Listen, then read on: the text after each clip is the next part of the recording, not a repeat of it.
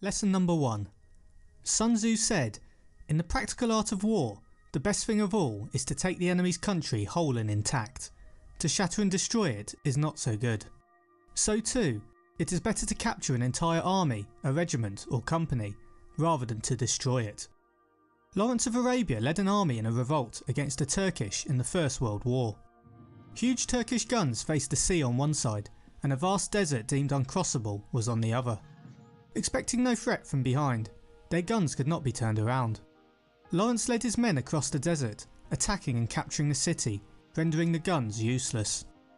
Lawrence's surprise attack defeated the Turkish garrison, most of whom were captured instead of killed, and the city remained intact. Attack your enemy's weaknesses and win the battle whole. Harming people when it is not necessary creates enduring hostility. If you show superiority without fighting, it invokes awe.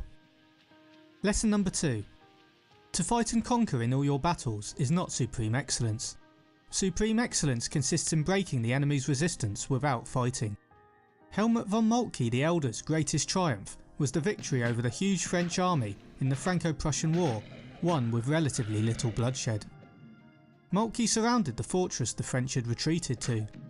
Calling for reinforcements, he sealed off all possible escape routes. Realising the position was hopeless, Napoleon II raised the white flag and surrendered. All surviving troops were captured. If the enemy sees that you can defeat them with ease, then few will seek simply to fight to a predictable and humiliating death. Lesson number 3. The rule is not to besiege walled cities if it can possibly be avoided. The preparation of siege engines and other various implements of war will take up 3 whole months, and the building of ramparts over the walls will take 3 months more. At the start of the Boer War in South Africa, the British were not prepared and overconfident. The Boers were well armed and struck first, besieging towns. Despite not being ready, the British defended the town by building fortifications, guns and watchtowers. They then brought in heavy reinforcements and fought back. The Boers had lost their advantage, giving their opponents time to recover, and they went on to lose the war. Laying siege to a strongly defended location is hard work, will probably take a long time and takes much resource. Your troops are exposed while theirs are hidden. Lesson number 4. The general, unable to control his irritation, will launch his men to the assault like swarming ants, and the result that 1/3 of his men are slain, while the town still remains untaken. Such are the perils of a siege. The Japanese general Nogi Marisuke sent his troops to lay siege on the Russian-held Port Arthur. Despite eventually being victorious, Marisuke used human wave attacks on artillery and guns, leading to massive losses.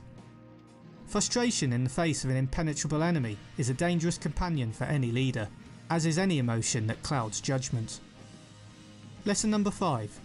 The skillful leader subdues the enemy's troops without any fighting. He captures their cities without laying siege to them. He overthrows their kingdom without lengthy operations in the field. Napoleon Bonaparte used this strategic knowledge to defeat Austrian general Karl Mack von Liebig and his troops with minimal losses to his own army. Bonaparte surrounded Mack's forces with an army 3 times the size Mack was expecting, cutting off any escape routes. Initially refusing to submit, Mack's deputies realised the position was futile and started a mutiny. Surrender soon followed. The best way of fighting is to avoid fighting. The best way to win a war is with a greater strategy that outplans and outmanoeuvres the enemy so that they are forced to concede or else suffer a humiliating defeat. Lesson number 6. With his forces intact, he will dispute the mastery of the empire, and thus, without losing a man, his triumph will be complete. This is the method of attacking by stratagem. Bonaparte also used bold manoeuvres to defeat his rivals. When trying to capture a crucial but booby-trapped bridge, 2 of his officers strolled up to the Austrian guards and said that a truce had been signed. French soldiers soon casually walked and joked over the bridge rather than marching. Once they crossed the bridge, the guards were seized and the bridge was taken undamaged. Fighting wars diminishes forces, which limits the number of wars a commander can wage. If, however, soldiers are not lost and few munitions are used, then the army may march and defeat all in its path with little additional cost. Lesson number 7. Now the general is the protective wall of the state. If the wall is complete at all points, the state will be strong. If the wall is defective, the state will be weak. Prior to the Second World War, British Prime Minister Neville Chamberlain was not prepared to intervene when Austria was invaded and preferred appeasement and making concessions to avoid conflict. Diplomats and politicians pursued this with skill and nerve, like a game of poker, but the enemy wasn't playing poker. Despite Chamberlain claiming to have brought peace, the Germans continued to invade European countries. With Chamberlain's support dwindling, he resigned and a new leader was chosen. If leaders are weak, then their decisions and orders will be weak. Therefore, it is vital for the state to appoint consistently strong leaders. Lesson number 8. He will win who knows when to fight and when not to fight. The Habsburg Duke Leopold II set out to suppress a revolt by the Swiss. Ascending a mountainside with his army, including heavily armoured knights, they found themselves hemmed in on a path blocked by the enemy and became crammed in together in a narrow space. Swiss infantry, hidden on the wooded hillside above, rolled tree trunks and boulders down onto the Habsburg force, knocking men off the cliff into the lake below. Pick the right time and place to fight. An understanding of geography and the situation is useful.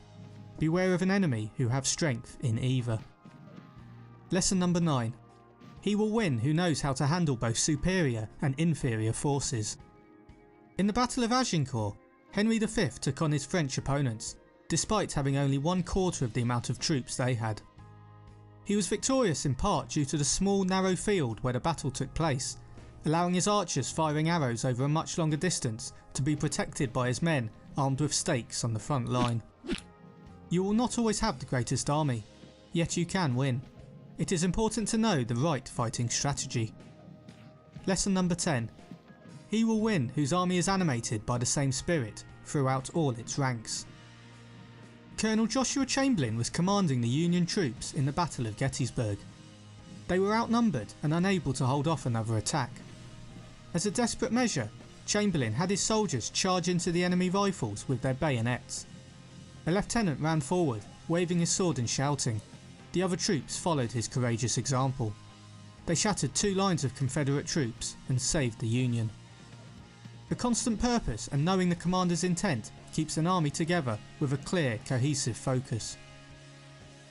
Lesson number 11. He will win who has prepared himself and waits to take the enemy unprepared. The British campaign in Gallipoli during the First World War was a huge disaster, partly due to how unprepared the Allies were for the difficult and rugged terrain.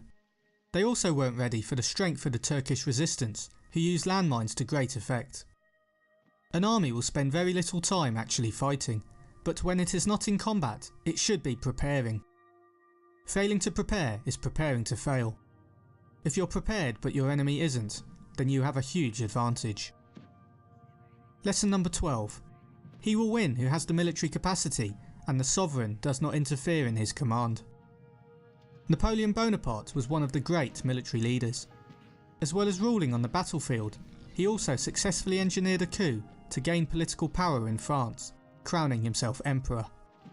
He owed much of his extraordinary success to the fact he was then not hampered by any other central authority. Rulers know how to rule civilians. Generals know how to fight. The intent of the ruler is important, but tactics and strategy should be left to those who understand them the best. Lesson number 13. If you know the enemy and know yourself, you need not fear the result of 100 battles. If you know yourself but not the enemy, for every victory gained you will also suffer a defeat. If you know neither the enemy nor yourself, you will succumb in every battle. Fu Jian, the Chinese emperor, marched with a vast force against rival armies in 383 AD. Despite being warned by advisors not to continue due to having poorly trained soldiers, he said, "I have the population of 8 provinces at my back. They could dam up the Yangtze River by merely throwing their whips into the stream. What danger have I to fear?" His forces were soon decisively beaten in battle and he was forced to make a hasty retreat. Self-belief without self-knowledge is dangerous. Knowing yourself without knowing the opposition is also dangerous. With full knowledge, you can always win.